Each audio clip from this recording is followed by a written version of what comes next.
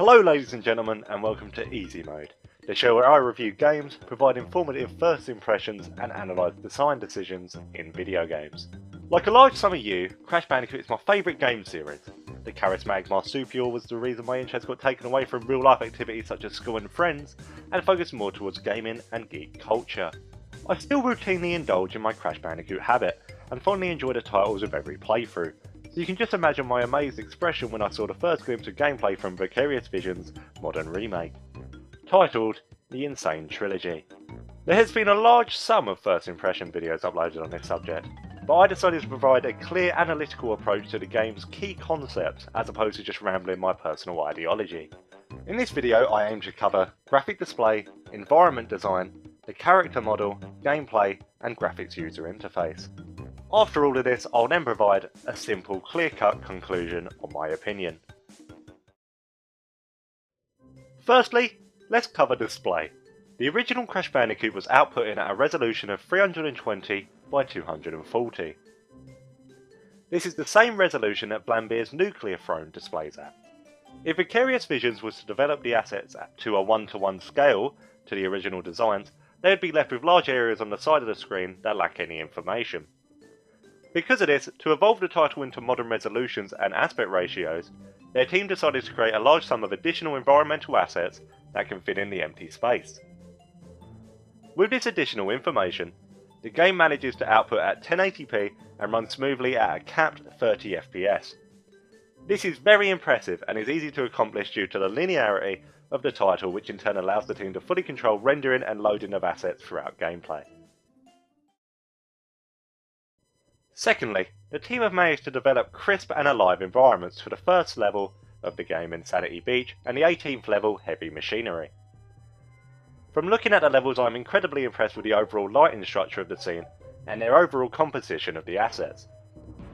The assets created directly mimic their PS1 source but are displayed clearer due to the inclusion of high quality albedo, normal and specular maps. Detailed map use can clearly be seen in Heavy Machinery's back wall. As many others have also mentioned, I was quite confused at the simplistic stylized design of the Temple Ruins level in the initial trailer. Many others have mentioned they don't like this level but have failed to say why, and in turn not display clear feedback to the developer on how to iterate on this level's design. The reason I don't like this level's aesthetic is due to how Crash Bandicoot's level progression usually displays the journey from rural nature to industrial capitalism. It follows the same progression throughout the first two games and slightly in the third. This level style takes place at level 13, Temple Ruins, and level 26, Jaws of Darkness. Both of the locations on the world map are located in desolate rural positions. To simply make this level feel more believable and follow the rise to industrialism level structure, Vicarious Visions need to make the assets not look as clean and in turn clearly display plants/moss across the scene to bring it back to its natural roots. Thirdly, I would like to discuss Crash's character model. The initial design for Crash followed a triangular structure that in turn conveys to the user that this individual is unpredictable. After experiencing Crash, the player begins to understand that this mindset is very fitting for our friendly protagonist and also the world that surrounds him, hence the name Insanity Beach. When looking at the remastered Crash, it is clear that they have also followed this same triangular structure. The new model however displays high quality fur and revitalised animations. All I have to say on this matter is, well done Vicarious Visions.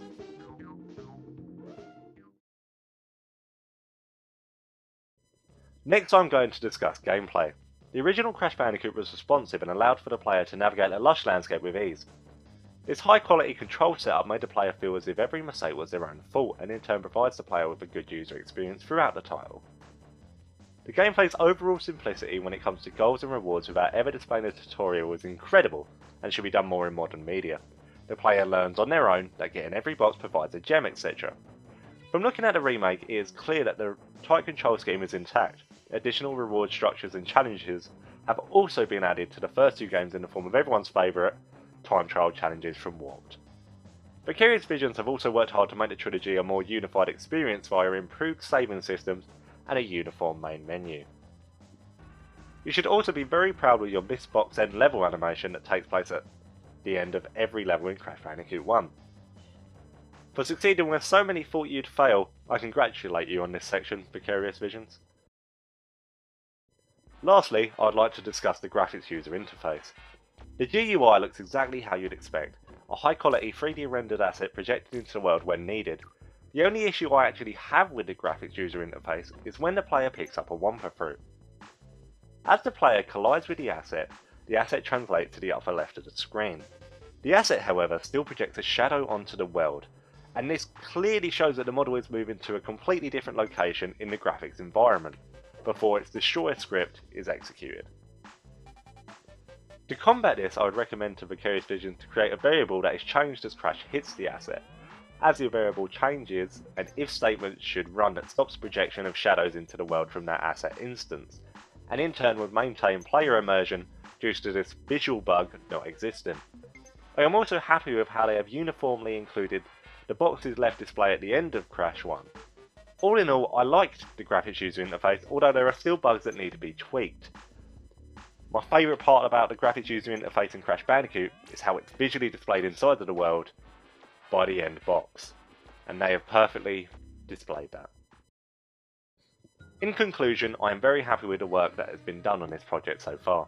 Vicarious Visions in the past done an amazing job on Crash Bandicoot The Huge Adventure and Entranced. I really appreciate how they have revitalised the Crash Bandicoot world while adding their own charm. All in all, this project has made me proud to be a Crash Bandicoot fan, and should make you proud as well. Keep up the great work, Vicarious Visions, and us the fans will keep supporting you. Thank you for listening to my first Crash Bandicoot NSane Trilogy first impressions. So all in all, I'm quite proud of the progress that they're making, and I can't wait to actually get a hands-on play of the game. And for a first video, I don't think this went too badly, other than a few vocal glitches here and there. So yeah, thank you very much for watching, and hopefully I'll see you next time.